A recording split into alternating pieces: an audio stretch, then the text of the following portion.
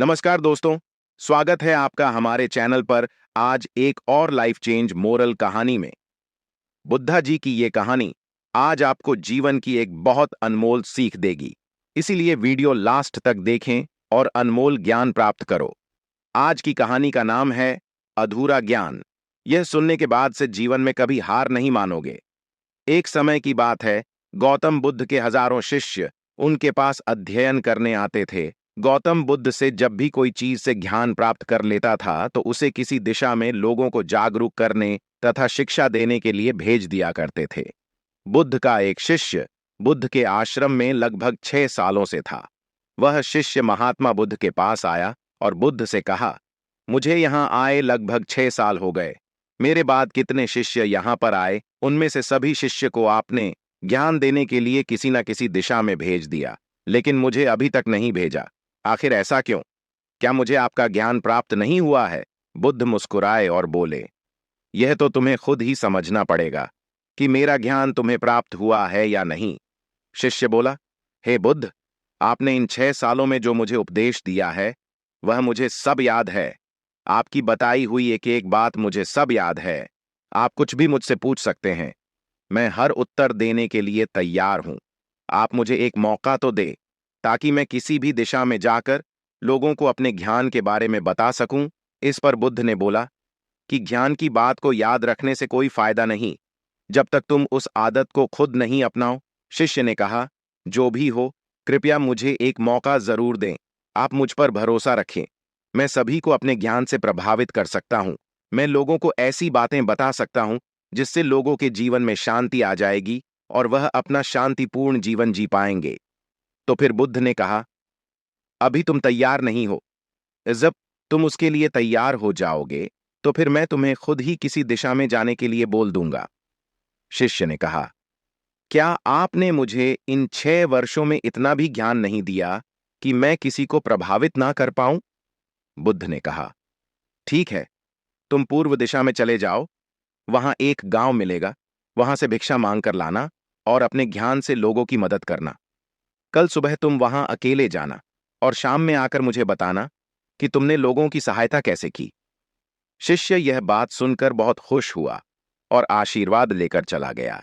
वो रात भर ध्यान समेटता रहा और मन ही मन सोच रहा था कि मैं वहां ध्यान का ऐसा छाप छोड़ूंगा कि वहां के लोगों के साथ बुद्ध भी मुझसे प्रभावित हो जाएंगे। सुबह उठकर वह महात्मा बुद्ध को प्रणाम करने गया। उन्हें प्रणाम कर वह पूर्व दिशा की तरफ निकल गया। शाम को जब वह वापस आया तो बुद्ध ने देखा कि शिष्य के माथे पर चोट लगी है और खून बह रहा है। बुद्ध ने उसे पट्टी की और पूछा, तुम्हें चोट कैसे लगी? शिष्य ने कहा, वहां के लोग बेहद ही दुष्ट हैं। उन्हें जरा भी बुद्धि नहीं है। मैं उस गांव में भिक्षा लेने गया पर किसी ने मुझे भिक्षा नहीं दी। सब मुझे वहां गालियां दे रहे थे।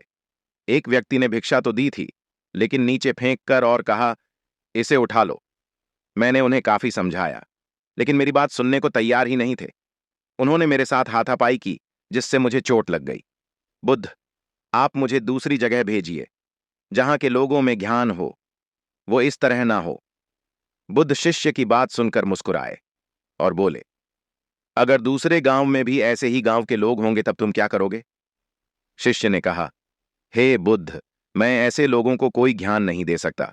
वह लोग अज्ञानी हैं, उन्हें कौन समझाए? बुद्ध ने कहा, वह लोग अज्ञानी नहीं बल्कि ज्ञानी है। उनके पास बहुत ज्ञान है, परंतु उनके पास खुद का ज्ञान है। अब अगर तुम किसी दूसरे के ज्ञान हो चोट पहुंचोगे तो वह कुछ तो कहेंगे ही। तुम्हें ऐसे लोग हर जगह मिलेंगे, तब तुम अपना ज्ञान उन्हें कैसे दोगे? बुद्ध ने कहा, आज तुम आराम करो, कल शाम को मेरे पास आना।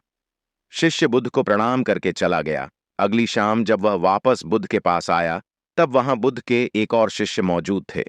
उनके हाथ में भी चोट लगी हुई थी। बुद्ध ने शिष्य के हाथ पर चोट देख उस पर पट्टी की और उससे पूछा, तुम्हें यह चोट कैसे लगी?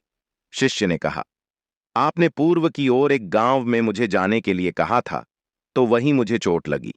बुद्ध ने कहा, वहां तुम्हारे साथ क्या क्या हुआ तुम मुझे बताओ।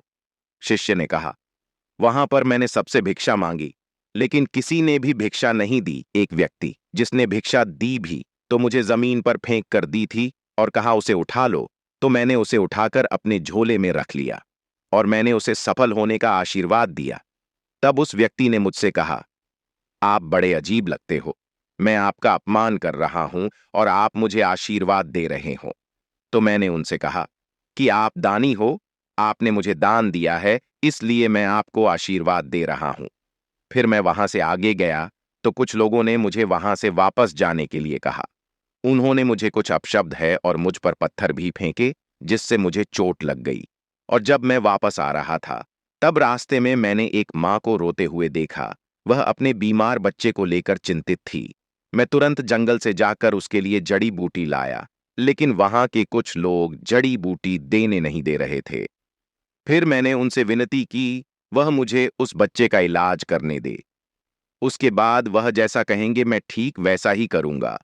फिर जिस व्यक्ति ने मुझे भिक्षा दी थी, उसने गांव वालों को समझाया। तब उन्होंने मुझे उस बच्चे को जड़ी बूटी लगाने दी। उसके कुछ देर बाद वह बच्चा ठीक हो गया। फिर गांव के जिन लोगों ने मुझसे अभद्र व्यवहार किए थे, उन्होंने मुझसे माफी मांगी और धन्यवाद कहा।